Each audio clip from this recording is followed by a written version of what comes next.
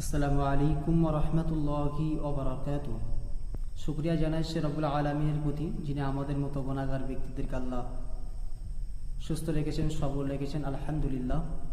তারপরেই জানাই আমাদের নেতা, আমাদের রাহাবার, আমাদের রাসূল, আখরি কান্ডার হযরত মুহাম্মদ সাল্লাল্লাহু আলাইহি সাল্লামের প্রতি অসংখ্য সালামের নজরানা সাল্লাল্লাহু আলাইহি ওয়াসাল্লাম। তারপরে জানাই পবিত্র রবিউল আউয়াল মাসের সমস্ত মুসলিম উম্মার জন্য লাখো কোটি সালাম।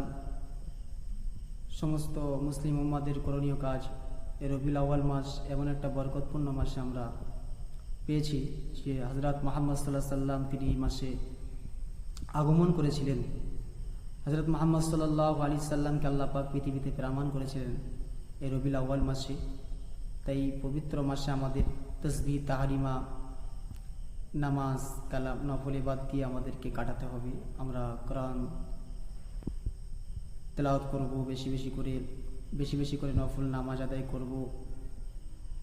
এই মাসে আমরা ইবাদতে পূর্ণ দিয়ে আমরা নিজেদের জীবনটাকে সাজাবো। তার সাথে সাথে আমরা পবিত্র রবিউল আউয়াল মাসের উসিলায় আল্লাহ যেন আমাদেরকে জীবনের গুনাহগুলোকে আল্লাহ যেন মাফ করে দেন। আল্লাহর কাছে আমরা কান্নাকাটি করবো, আল্লাহ আমাদের যেন জীবনের গুনাহগুলোকে, পিছনের জীবনের গোলাগুলোকে আল্লাহ যেন মাফ করে দেন।